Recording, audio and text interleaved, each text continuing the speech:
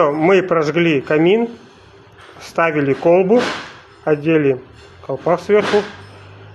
Теперь мы будем засыпать пилеты, так же как в первый раз. Открыли крышку, засыпаем пилеты.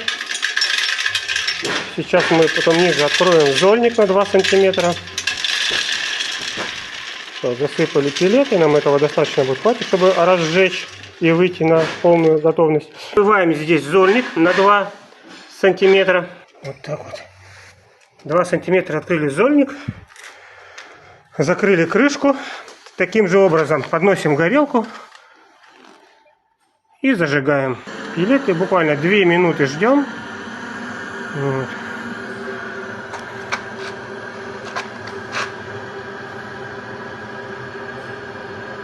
У нас горелка уже прожглась, краска обгорела, сейчас не должно быть никакого дыма.